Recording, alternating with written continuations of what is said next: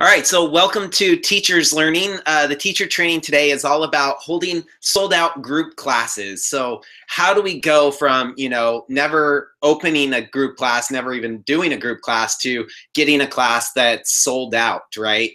And so I'm gonna actually do a screen share with you guys and show you guys the layout that I have built on this.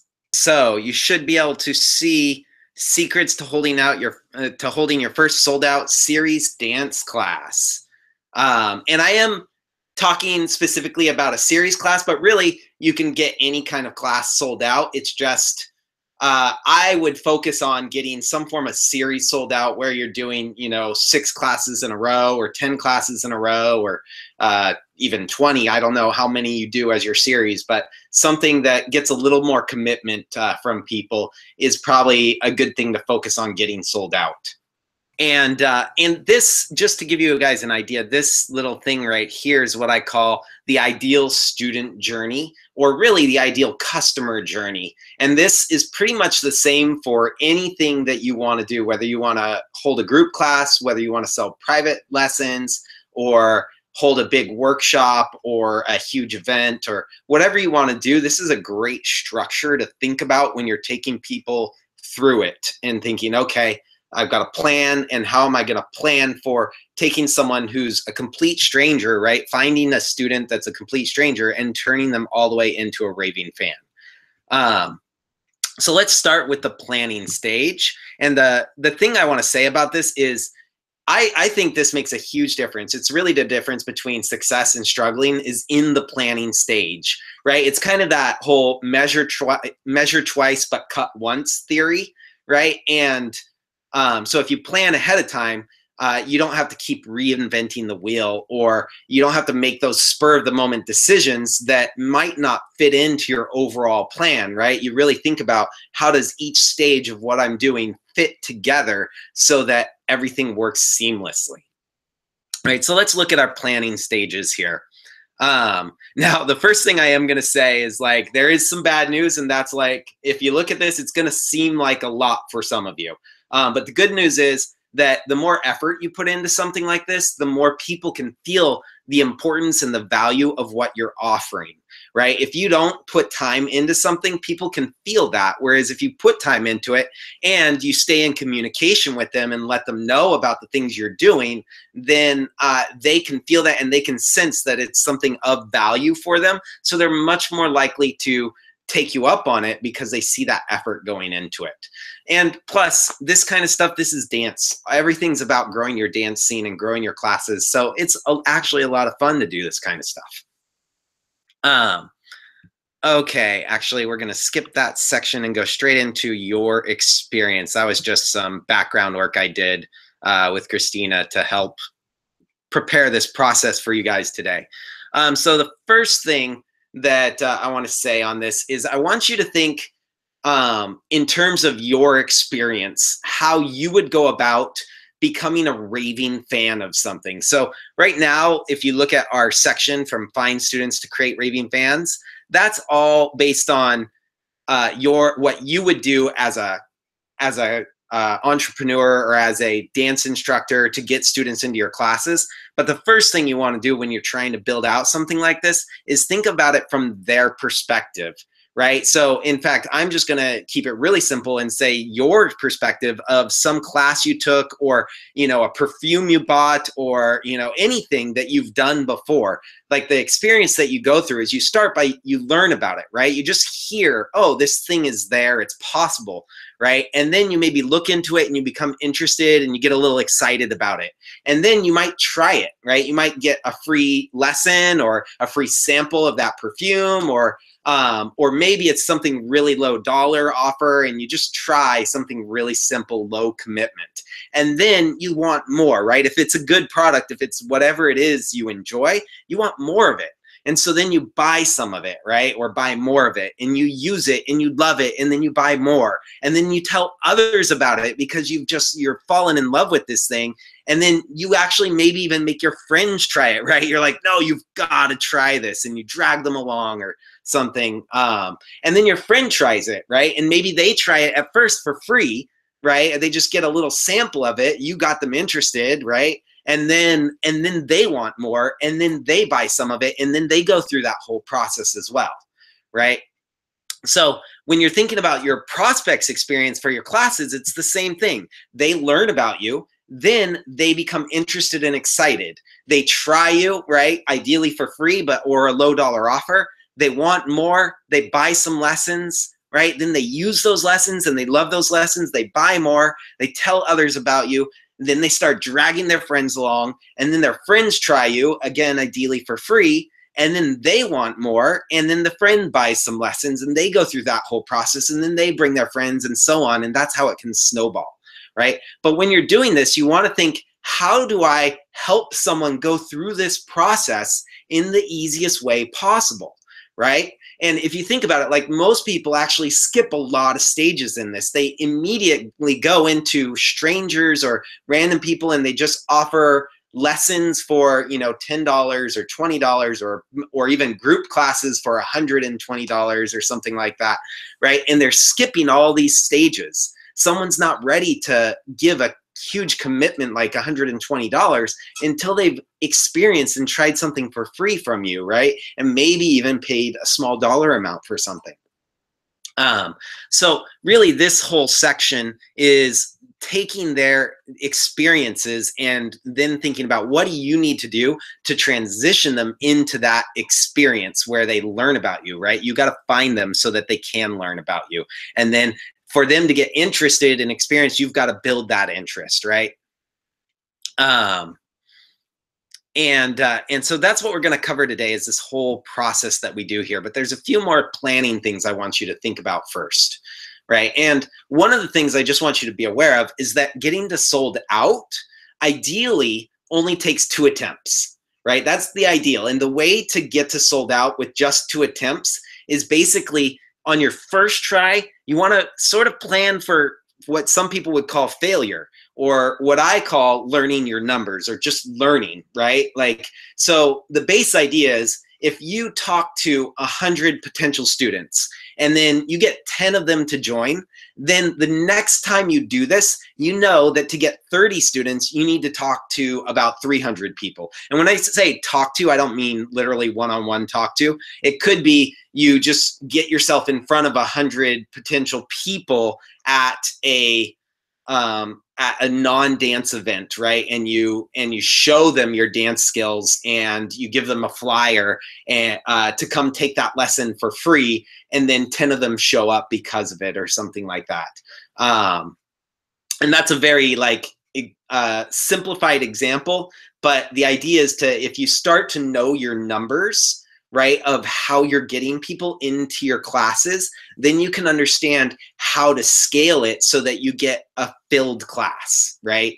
And you'll know what your number is to get to sold out. And the other thing you're going to want to do when you're doing this is separate your numbers by location of communication. Meaning, you know, maybe you're doing Facebook groups. You know, out of that Facebook group that you posted the free lesson to, you get 2 people. And then out of the dance class that you did for someone else's lessons, you got 4 people. And then out of your dance bombing session, you got 10, or something like that. So when you track where people are coming from, then you know what's worth doing and what's not worth doing, right? And that's going to be something important as we go forward. So planning class material is the next step, right? And this is a really important step for a couple different reasons. And there's 5 different steps in planning your class material. And you want to do this before you even get started advertising or thinking about anything else. And the first thing you want to think is, like, who are my target students, right? Who are your target students that this class is perfect for? And then how will you market to them? How will you get them to know about this class, right? And even more importantly, how many are available to market to, right? Because, and this question is important, because if you only have 10 people available to market to, odds are only 1 or 2 of them are going to come to the class. Or maybe if you're really good at your sales, maybe 5 or 6, but still you don't have enough people to have a really successful class yet, right? So I see this happen all the time. People want, they have a few students that have gone through their beginner class, so they open up an intermediate class, but they don't have enough students to fill that yet, right? So you really want to think, do I have enough students to fill the class that I'm going to offer?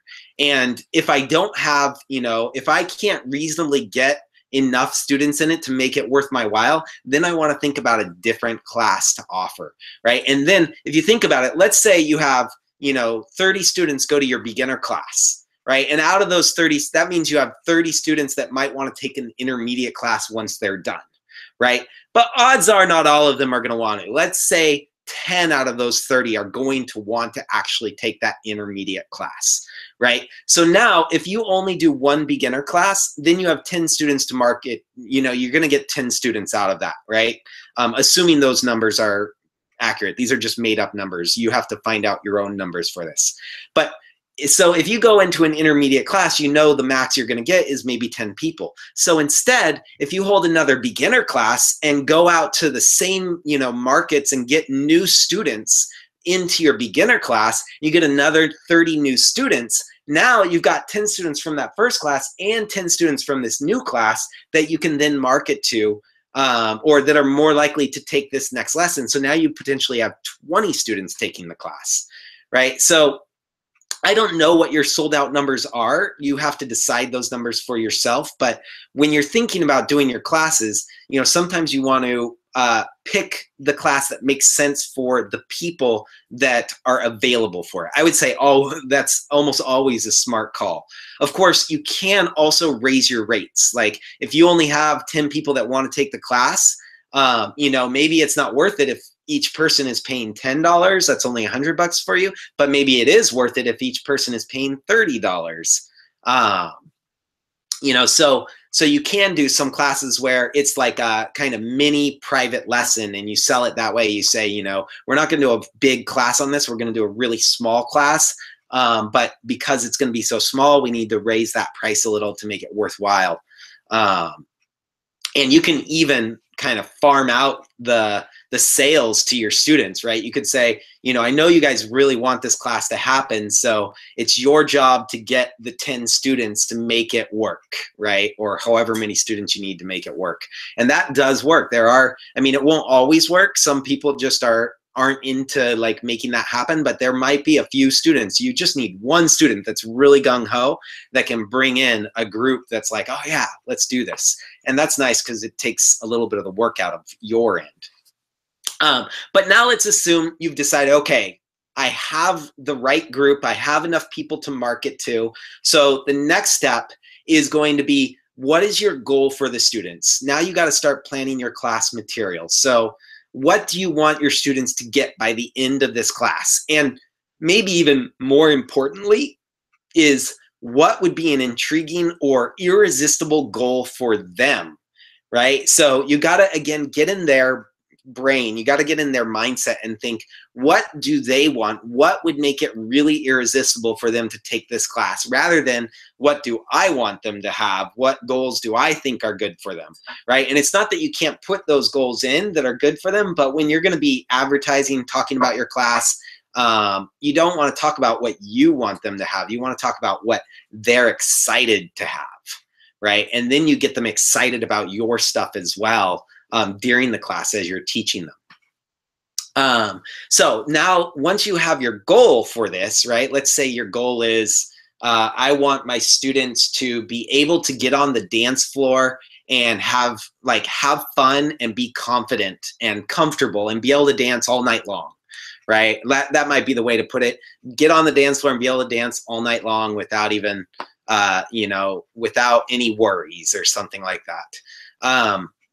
Then you've got to go, okay, so what is the outcome that will prove that I've achieved this goal, right? And so, one outcome could be you literally put on a dance at the end of the workshop and everybody dances all night long, or almost, maybe not all night long, but pretty much 90% of the time they're dancing, something like that. That could be an outcome. You could have even just the last class be a class where they purely dance, right? And then they sit down when they feel like, okay, I'm not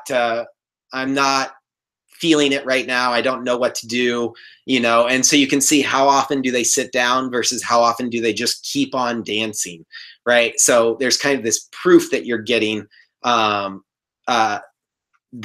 I have achieved my goal, right?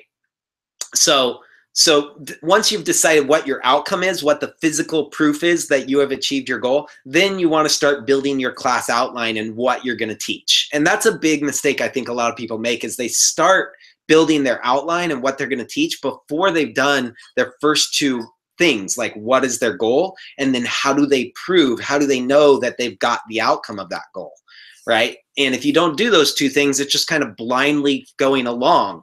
Whereas if you get those things, then you start building your class outline to make sure that you achieve that goal. Your odds of achieving it become much more likely. So then once you've got the outline, you've got, okay, we're going to do this in this class, we're going to do that in that class, boom, boom, boom. You nail out the things that you're going to be doing. Then you want to start looking at, okay, what are the benefit or curiosity driven hooks for this class? And what I mean by that is, a hook is something that people go, ooh, that's cool, I want that, right?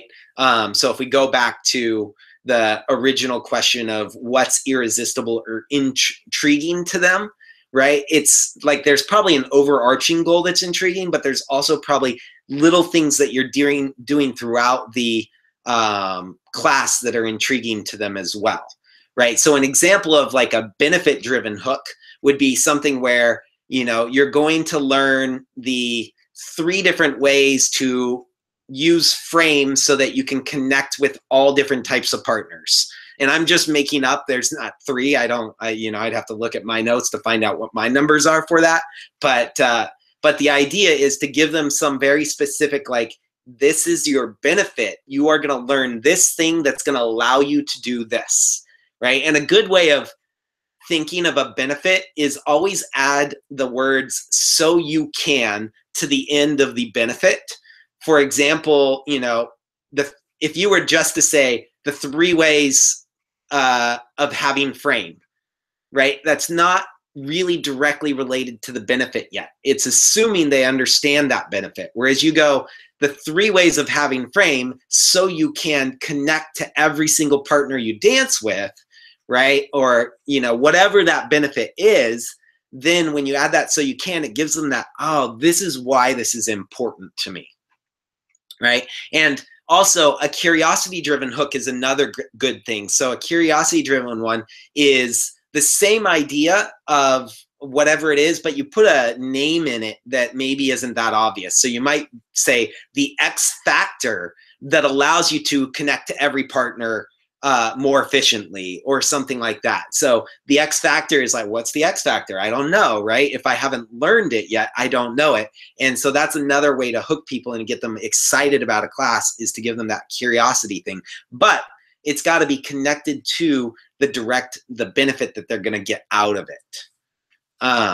Or I shouldn't say it has to, or I think it's more valuable, it's more effective when you connect it to something that they're going to get out of it and why it's important for them. So that's the class planning stage.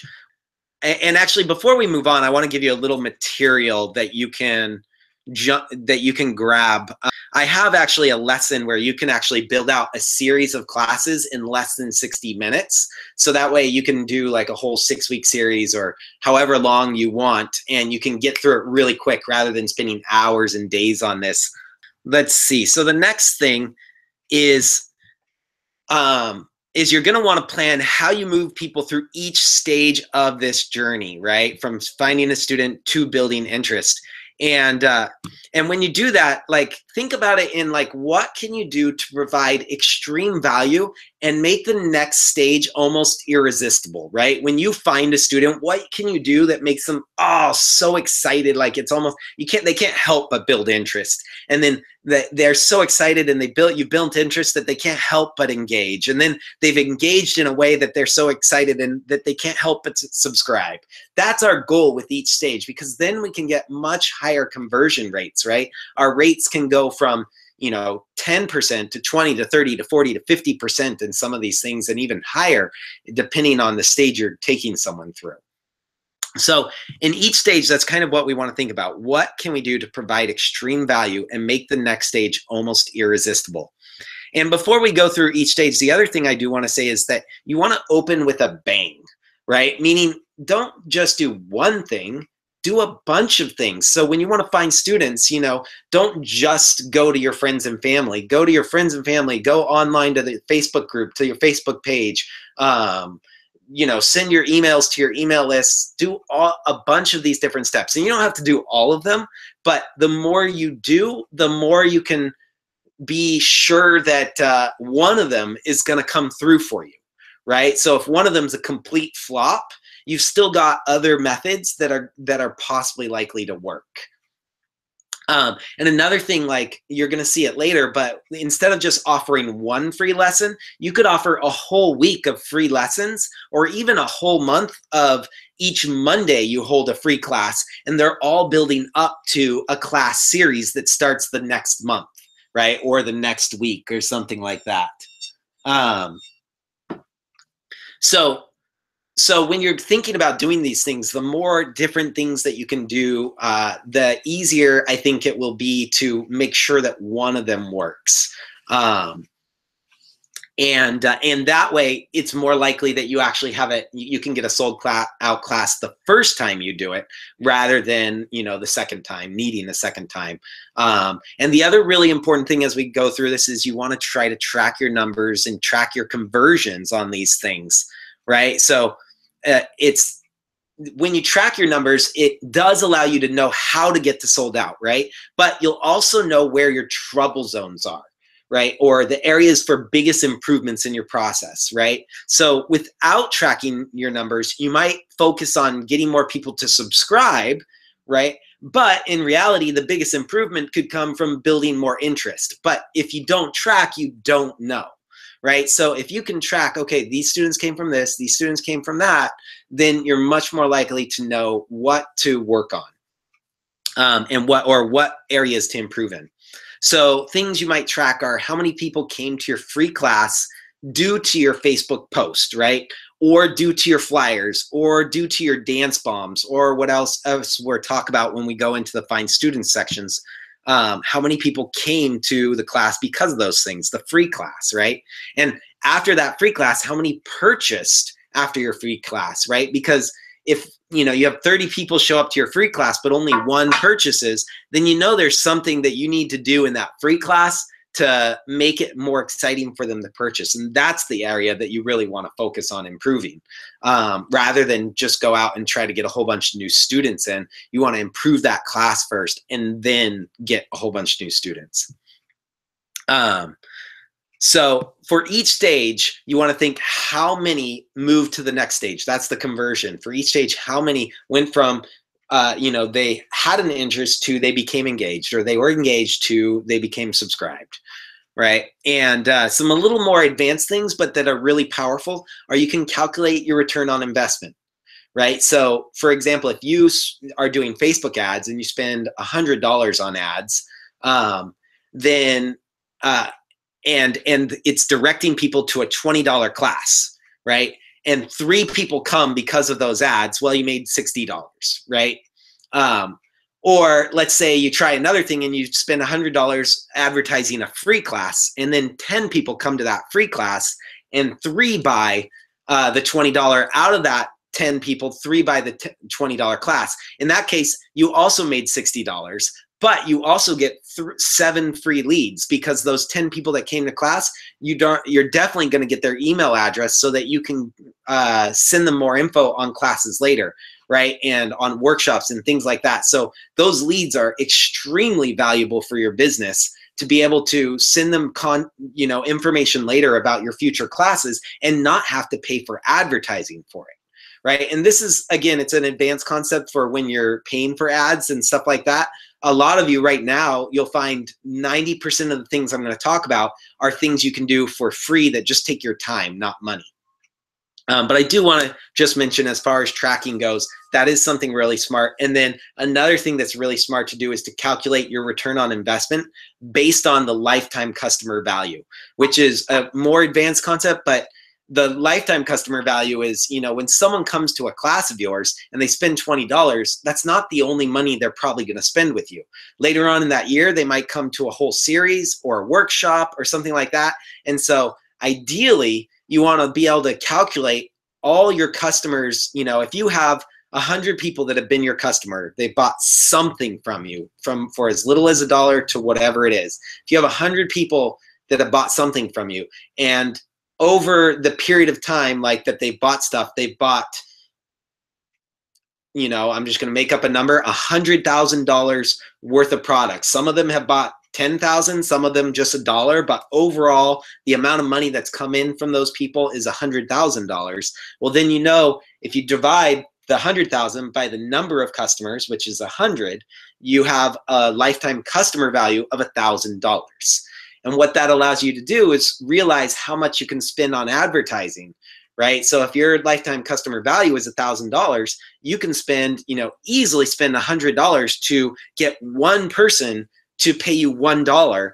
And over your lifetime customer value, they're going to end up, you're going to be making a lot of money off of those people, and it'll be worthwhile.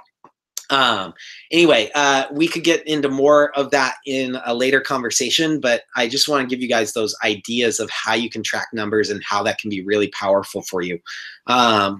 If there's any questions so far, pop them in. Otherwise, I am going to move on to each stage of this process for you guys. Finding students, right? And this is, when you think about it, where will they learn about you, right? That very first thing that someone does is they learn that you are even possible someone to take classes from. So where are they going to learn that about you?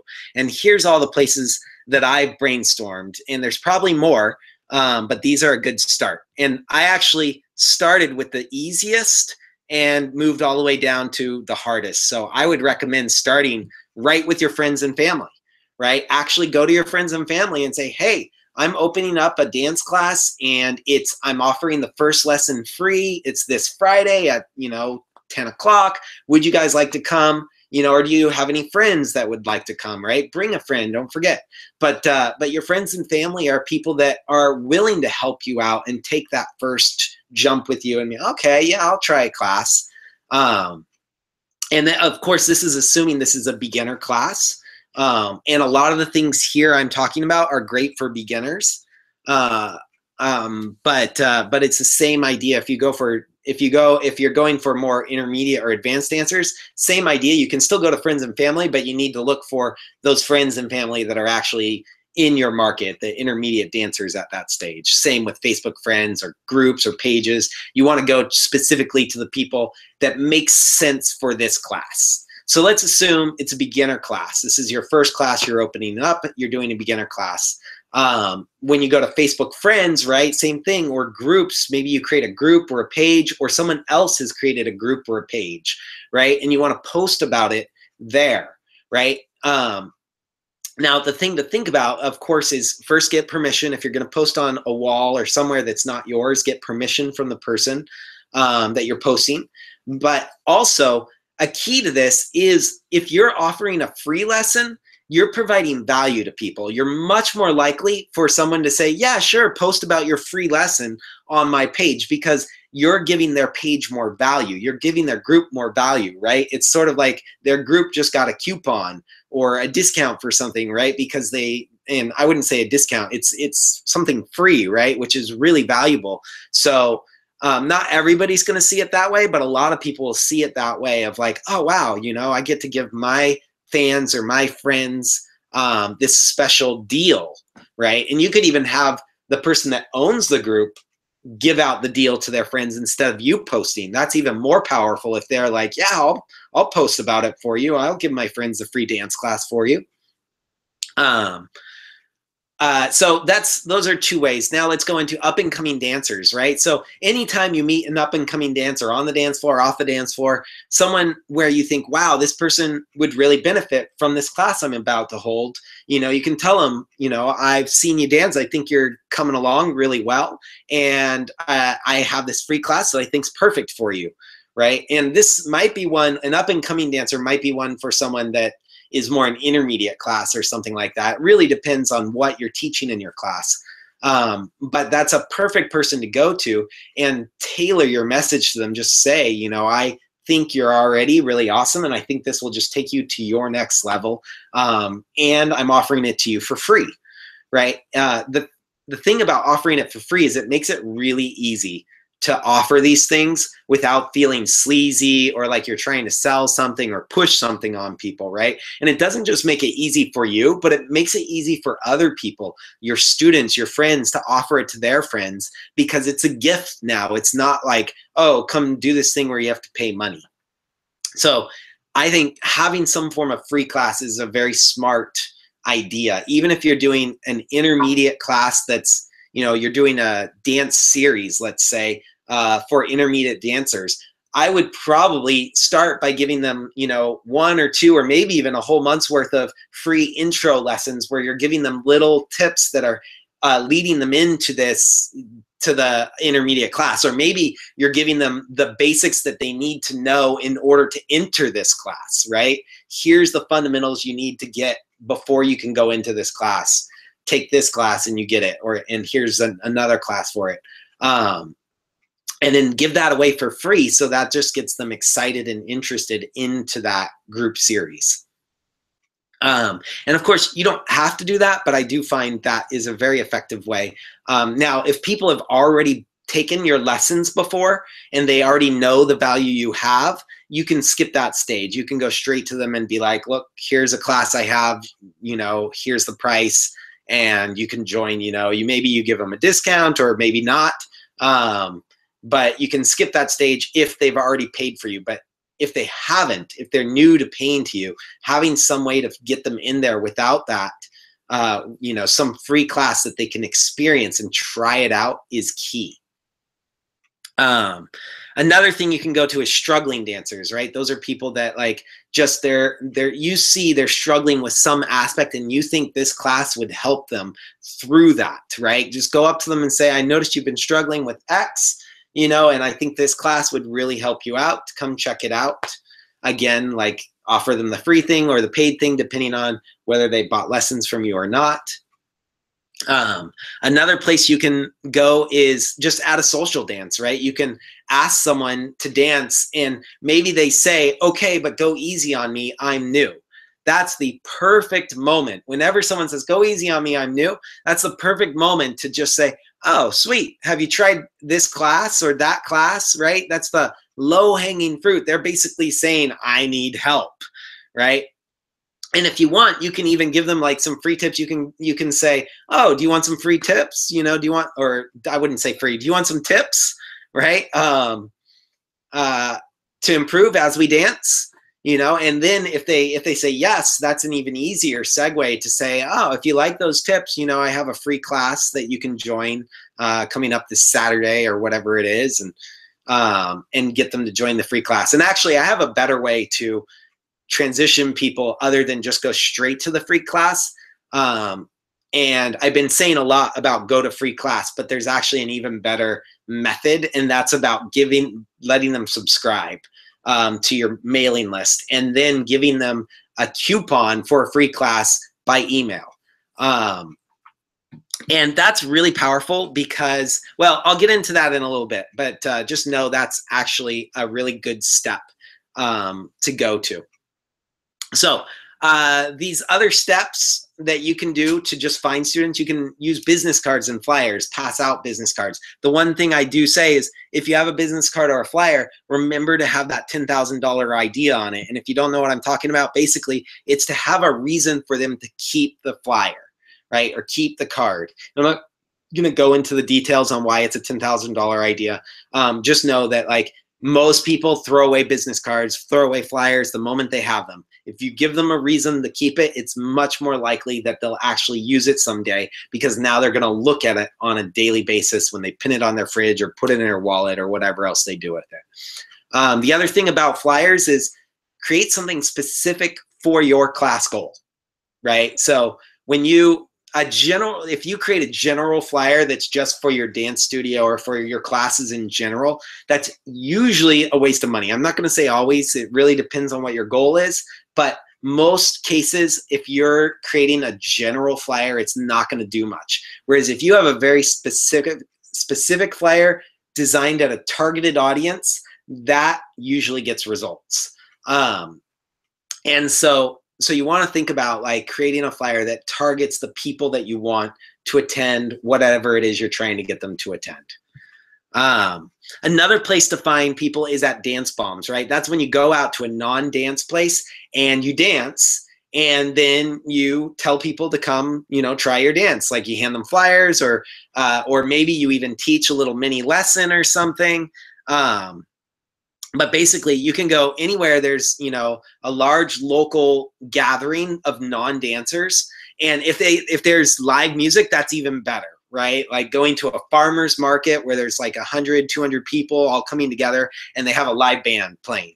That's a huge opportunity, really, to get out and dance with those people, or just dance in front of them so they can see it. If you can do a little mini 5-minute lesson for them too, even better.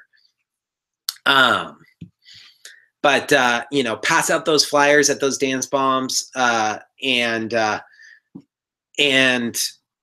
I'm not going to go into too much detail on this right now. Let's just jump on because I want to make sure we get through everything today. And so you can always also, I'll make this all available in the World Class Dance Instructor Blueprint. And if you don't have a copy yet, I'll make sure that's available in the members area as well. But you can always like click on and hover over these things to see more information about some of them, that you can dive deeper into these and understand them more.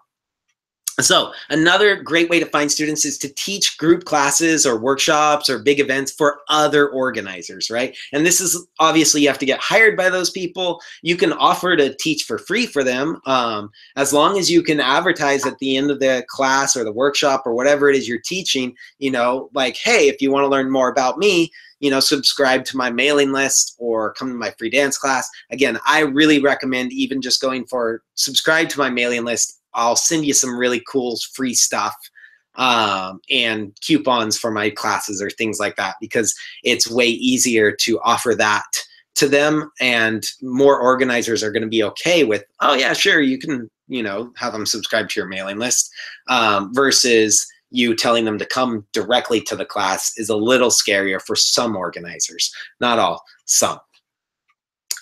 Again, going to any dance event that's not yours, as long as you have permission to promote, right? That's key. You don't want to go to a random dance event that you don't own and promote your stuff without permission. But you can always ask if you can have permission to promote your stuff, and some places will be all right with that, especially if you're just going to offer them, you know, something from your mailing list or offering them a free lesson or something. Some places will find that actually a benefit for them.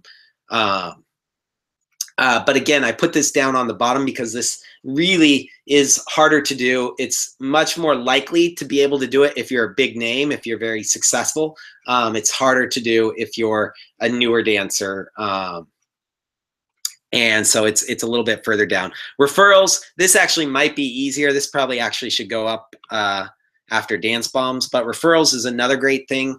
You should have I shouldn't say should, but it's beneficial to have a referral system, but getting people to refer, and a system can be as simple as just giving someone a flyer that allows that says get your first dance free, and they can give that to their friends, right? So they give their friends basically a gift of, here, if you take this flyer to class, they'll give you the first class for free.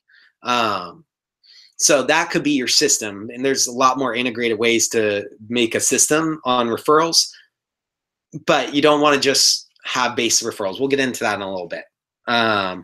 And last thing, Facebook advertising. Obviously, you can advertise on Facebook. That's pretty advanced, so I'm going to skip that for right now. All right, so let's go into the build interest stage. This is where, like, once you found your students, you got to speak in their language and to their desires, right? You don't want to speak in your language and talk about what you want. You want to talk about what they want.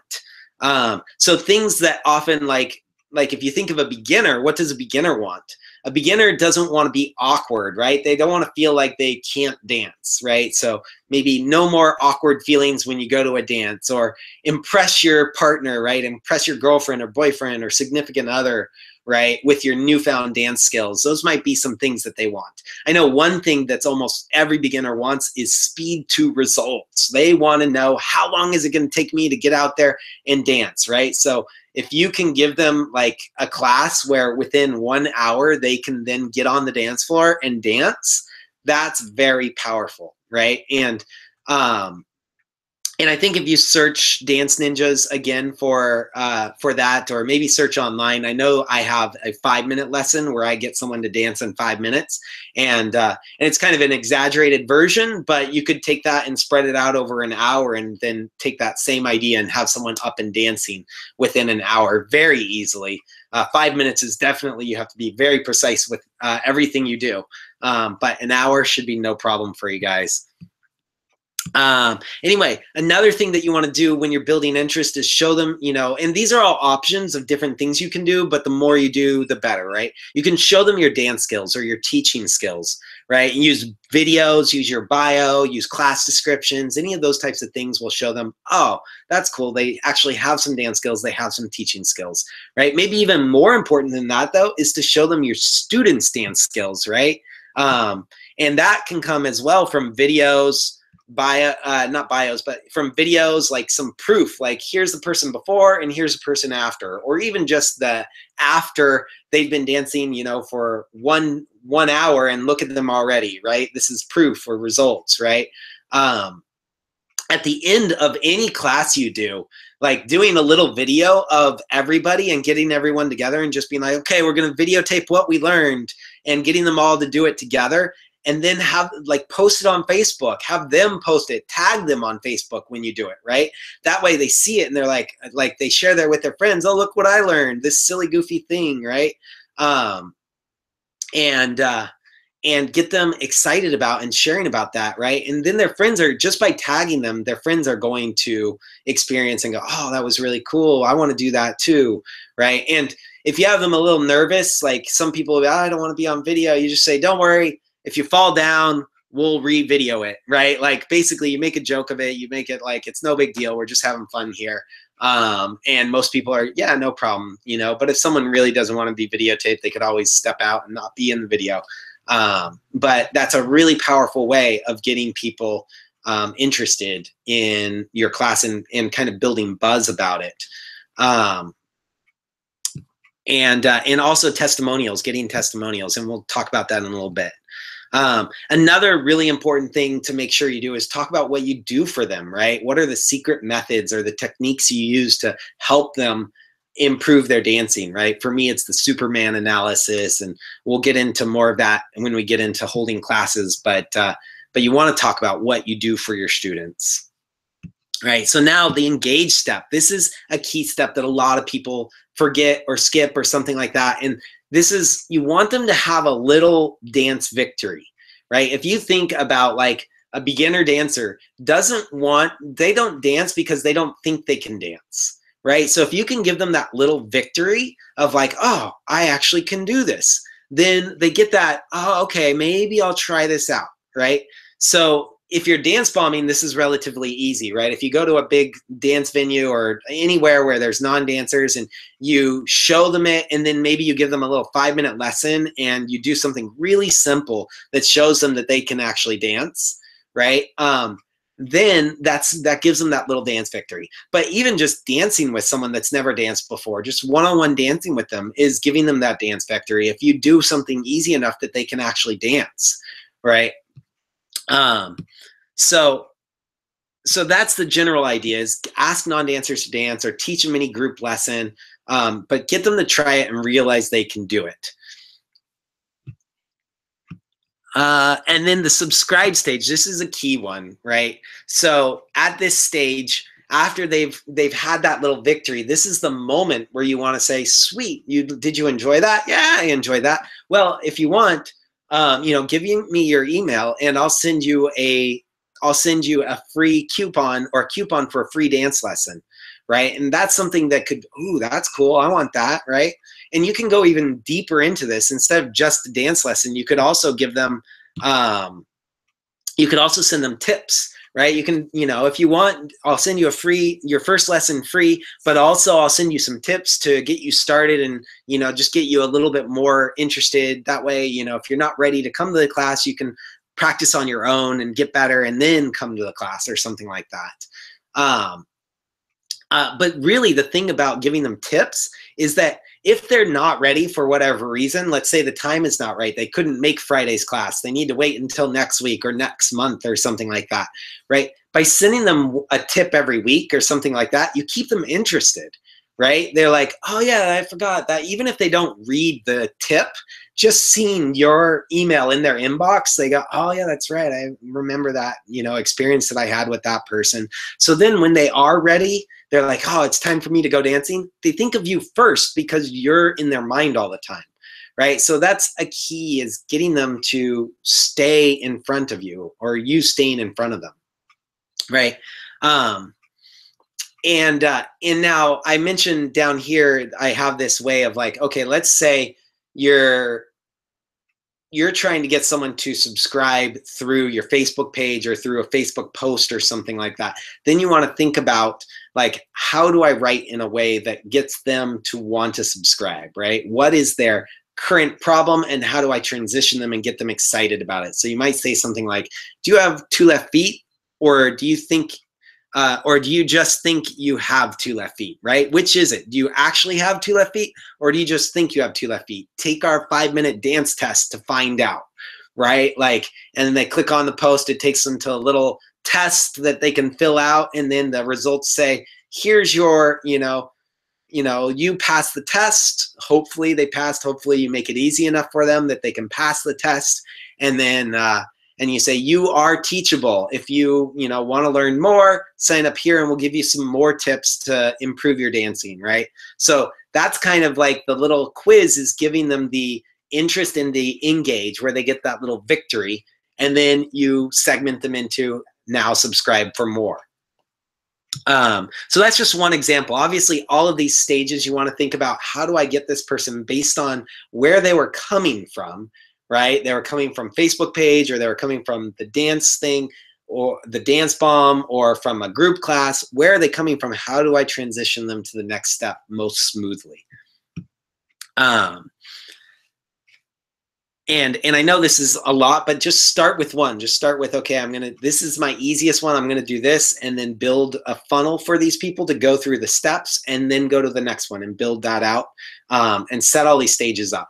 And if you can, I really recommend that you automate some of this using something like ActiveCampaign, or some form of automated email service that makes it so that when people subscribe, the email just automatically goes to them, and then the reminders automatically go to them, right? And this really is one of the most important steps that teachers skip all the time, is just getting someone to subscribe and say, yes, I want to know more about what you do, so that when the time comes and you have an offer that makes sense for me, I'm ready to take it, right? Like, your list of subscribers can be a huge revenue for you when you're sending out, right now you have 10 people's emails, but eventually you have 100, 1,000, 3,000, 5,000, 20,000, right? And when you're sending these people offers and things, like, that's when you start growing. If you look at, Scott Cupid, who has over 1,500 people coming to his classes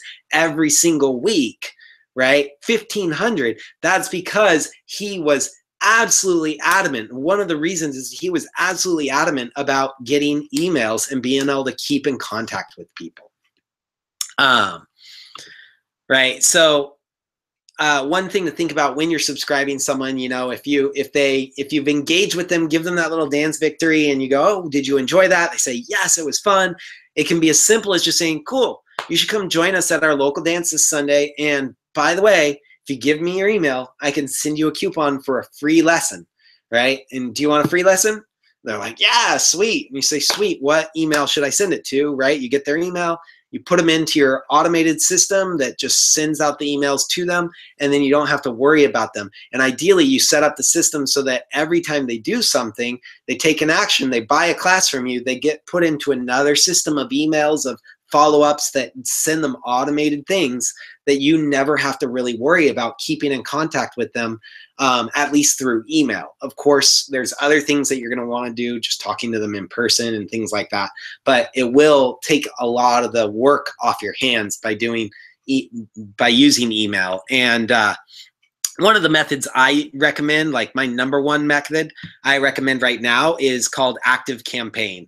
If you go to activecampaign.com, that is the link that I would recommend getting, and they are the cheapest method that I have found so far that does everything you need for an automated email system. I just put their link in there for you guys, and I'll include it on the end call as well. But you can get a subscription with them for $9 a month, or I think it's like $91 a year that you can use their service. So it's incredibly low cost. To give you a comparison, the one I use is Infusionsoft, and they cost $300 a month. And they're awesome, but they're expensive. And honestly, I think ActiveCampaign might be even better.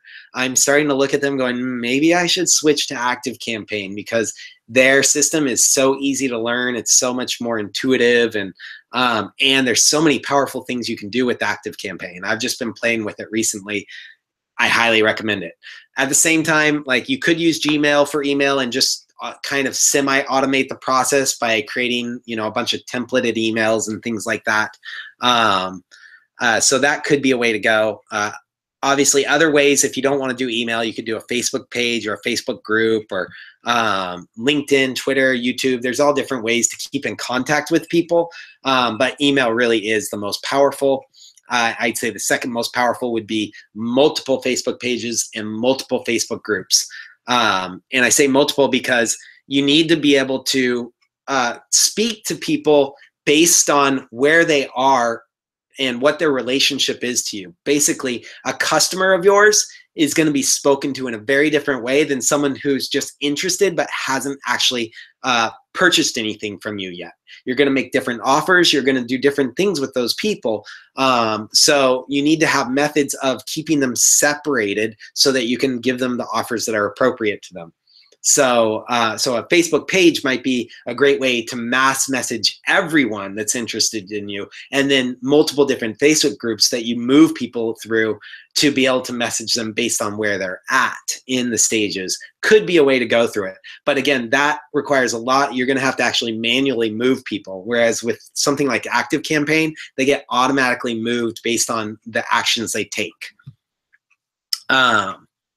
Okay, so let's go on to the convert stage. This is a key stage. This is when you're giving them that free lesson, right? Or really any lesson that you have, you've got to convert them. You've got to give them a killer lesson, right? But to reemphasize why the free lesson, or giving the free lesson, at your studio. And it's important that it's at wherever you teach your lessons, because you want to get them in the habit and get them in the feeling of, oh, this is where I'm going to pay my lesson. So when I say a free lesson, it's a free lesson at your studio. It's that stage where they've actually traveled, or at your home if you teach your lessons at your home. Doesn't matter, but they're traveling to you to go to this lesson. That adds a little bit more commitment on their end, which makes it more likely that they're then going to go into buying a lesson from you.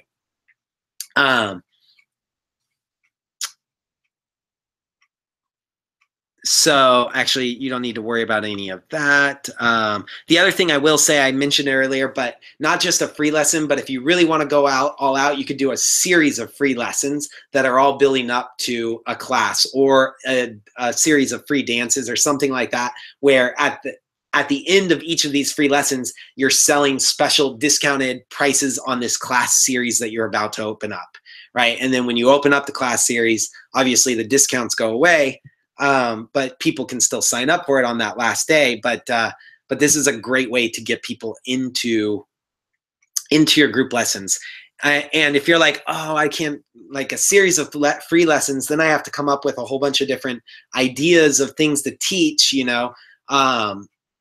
and you want to make it something that's easy enough that like a beginner can just drop in and they can take the lesson, but still interesting enough that if they want to come to the next lesson, you know, it's not going to be free for them, but they could come to the next lesson for $7 or $10 or $15 or something like that. Maybe they're not quite ready to join the class series yet, but they want to take another of these what I'm calling free lessons, but really they're kind of your prep lessons.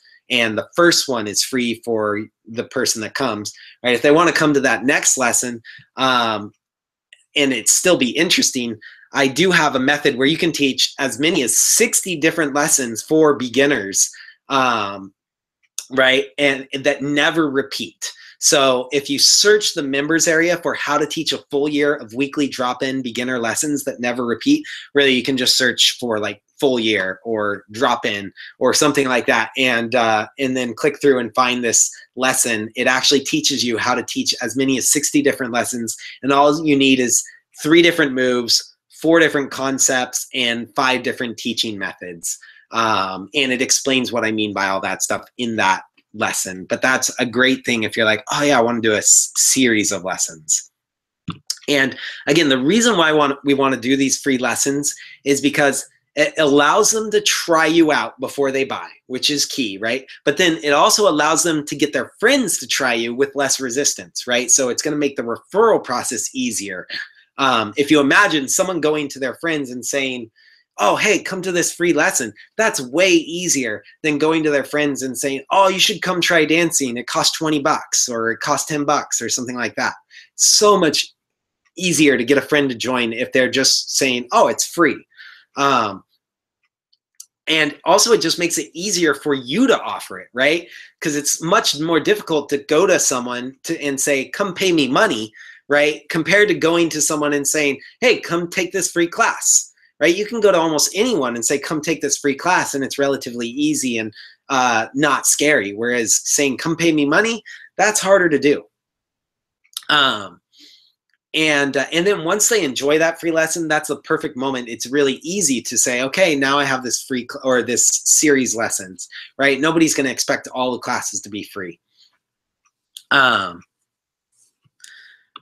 So that's why free lessons. And then again, in this convert stage, you want to remember like that you want to send them the email. So once they've subscribed, you've got to send them the email coupon, whatever it is. And I recommend that you have an expiration date on the email. So it could be this month or this week or something like that. But basically the email can just say, hey, here's your coupon. It's a free lesson.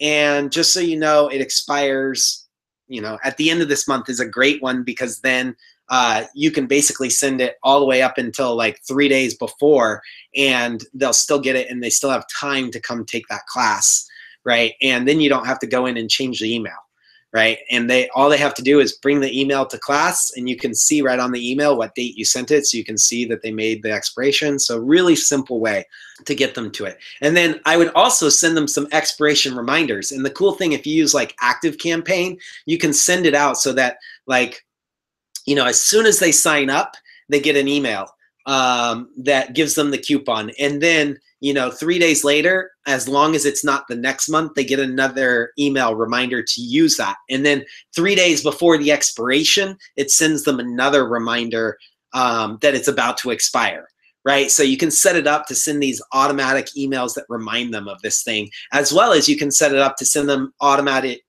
emails of free tips. Hey, you just started, you know, you just got that first lesson free. Here's these tips to keep improving, right? Which keeps them excited. So if they're not ready to take a class, eventually when they are ready, they want to take your class. So then the next step is to inspire them, right? And that's, now they're in that class. You've got to hold a really kick-ass class, right? And so to do that, I'd really recommend using the improve and inspire methods that we talk about. So if you go into your members area and you search for any of these topics, either 9 methods to improve your teaching, or 10-finger teaching technique, or hat games, those are all, that's 11 different methods right there that you can use that either improve or inspire in your students, and a lot of them do both. And you want to make sure that every class you teach has some of these things, or if not those, at least some of your own methods that are, actually improve your students, actually inspire your students, right? Because those are the two things that keep your students coming back, right? If you improve and you inspire your students, they will come back. If you do one of those without the other, they're less likely to come back. And if you don't do either, odds are they're not coming back at all, right? The other thing to think about is, what are you going to teach in the last 10 minutes of each class? That very first free class that you do, what's the last 10 minutes that you're going to teach? Make sure that whatever you teach in that last 10 minutes is fun and inspiring, and like, it doesn't necessarily have to improve them at that point, but it's got to be that thing that they're really excited about and they're like, oh, that was cool, right? Because that's the moment that they're going to decide, right? At the end of class is when they're going to decide, do I come back for another one? Do I buy that next class? What am I going to do? So no matter what the first 30, 50 minutes is like, however long your class is, make sure that last section of class is really fun and inspiring. And even if it's something as simple as just teaching a dip or a cheesy fun move or something like that, put something in there that makes them really excited. That's really important for the free class, but it's also important when you go into the series, right? That you make them excited to come back next week, because rain keeps people from going to class. Like, there's all sorts of reasons people like skip a class they even paid for. So it's still your job, even once they're in class, to keep them inspired and coming back. And if you think about it, if they pay for all 6 classes and they only come to like 2 or 3 of them, are they going to buy another series afterwards? Probably not, right? So you've got to get them coming back each time. Other things to do, when you're holding a class series, or even just after that free class, you want to send them emails to keep them coming back, right? Like, so you remind them of the class, or remind them of their homework, or do something that says, hey, hope you enjoyed class today. Here's the homework, and don't forget next class is next week. Or maybe 2 days before class, you say, hey, did you do your homework, right? Like, just a reminder to make sure you did your homework. Or come to class early and practice, 10 minutes of homework before you get, or, at the 10 minutes before class starts, or something like that, just to remind them that class is coming again, right? Also, emails to non-students is a good idea to get them wanting to take the next one. At certain points in class, if you're doing a series, you might send out, whoa, check out this thing that this person did. You have a video of somebody that did something really cool in class, and you want to share it with everyone. Not only are you giving props to the student, and that makes them more likely to keep coming back because they're getting recognition, but now you're getting other people going, oh, that's cool what they did. I want to do that too, right? So emails to the non-students, and Facebook posts as well. Again, like we talked about earlier, like doing a video of like the class doing the thing and just posting what they did. That's going to build buzz. And it's going to keep the students excited, right? People are going to see that post at work the next day. They're going to talk to their coworker and be like, oh, I saw that thing that you posted on Facebook, or that you were tagged in, right? They don't even have to post it. Just you tagging them, some of their friends will start to see it and ask them about it. And they'll be like, oh, yeah, that's the thing I did. So it naturally builds that buzz. Another thing to do at the end of a class is to ask for feedback, whether it be in written form or anything like that. You can get the feedback from them and find out, like, did they like the class? Did they not like the class? So that you can make sure that you improve the class next time. And the other thing is, if they did like the class, getting them to verbally express it is a little bit more inspirational for them. It makes them recognize, oh yeah, I did really like that class. So it gives them that little bit more inspiration of, I want to do another one.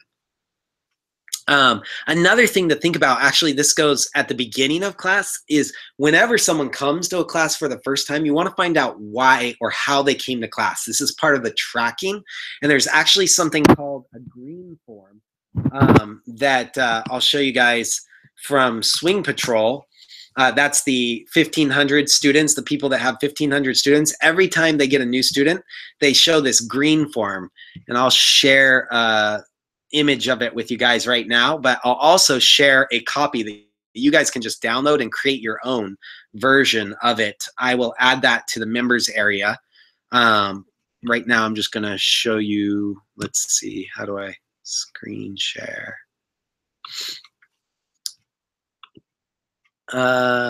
This. Let me know when you can see this. This is just a little clip of or a little picture of the Swing Patrols. How did you hear about us, right? They fill in their name, their email, and then like how they heard. And this is actually just the same one 2 different times. So you'd cut it in half. You print this out and cut it in half. Obviously, you need to change some stuff for yourself. But Swing Patrol, Scott Cupid did give permission for you guys to basically take this and copy it as close to verbatim as you want without, you obviously don't use Swing Patrol, and then change it based on the actual things that you offer.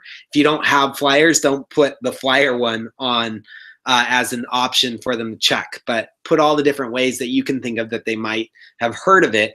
That way you can start figuring out what are the ways that are working for you and make sure you're doing more of that kind of stuff. Ascend is really simple. It's just basically at the end of your class, you want to resubscribe them for the next series, right? You want to sell that next series. And the same if you're teaching a series of classes, at the end, that last class is when you want to make sure that you get them signed up for the next one, right? So these are the perfect moments to offer a special discount on the next series class or something like that. And it is important that you price your lessons in a way that you can afford to offer discounts without like breaking the bank, right? So you do want to think about the pricing of your classes and things like that so that you can offer discounts to people when they sign up ahead of time and when they are at those moments that you want to offer those discount packages, right? But you might offer, you know, a 10 lesson package for 25% off, or the very next lesson at a 50% discount, or it really depends on what your goals are and where you're trying to take them next. But really like having an offer for them, and also when once they finish that series or that lesson or whatever it is, not just offering it to them in person, but having that automated email go out that sends them the reminder, you know, if they didn't buy it right then, they can buy it later, right? Or if you Facebook post, you know, and only show it to those people that in that group or something like that, here's an offer specifically for you guys. But make sure that you have those offers so that they can resubscribe and they're incentivized, right? You got to make it like appealing to them. And here's the cool thing about this is even if you offer a discount and they don't take you up on it, they are still more likely to subscribe at the normal rate just because you put it in their mind that they should do it. Right? Like, oh yeah, I want to do that. And some of them will be like, oh, I want to do that. Oh, I want the discount. The discount goes away though. And they're like, oh, darn it. But you know what? They all know it's their fault. They all know, oh, if I really wanted that discount, I should have gotten it then. So they're, oh, well, I'll just pay full price. And so then you get more people paying that full price because you offered a discount, and because they missed it themselves, they're more willing to pay full price than if you didn't offer a discount and you just slam it on them and here, pay full price. They don't even think about it. They're just like, maybe I'll do it. Or some of them, I should say, won't think about it. The people that are enticed by that discount, right, and wouldn't be enticed otherwise, won't think about it if you don't offer that discount. Whereas if you do, they'll think about it when they have the discount, and when the discount goes away, they'll still think about it because they're like, darn it, I missed it. The next stage, obviously, after they've taken a few different lessons for you, that's the point where you want to ask for testimonials or offer a referral program, right? I don't usually recommend trying to get a testimonial from someone right away before they've ever, you know, taken a class, or even after their first class. Most likely you don't want a testimonial unless it's really obvious, unless they're really like saying to you, oh my gosh, that was amazing. Like you have to, you know, and they say something specific where you're like, that was a great testimonial. Do you mind if I use that? Right? Do you mind if I quote you on that? Sometimes, like, to be honest, most of the time I get my testimonials by people just randomly saying them, but that's a slow way of getting them. Over the years, you can build them up. You know, I have hundreds of testimonials now, but that's over 15 years.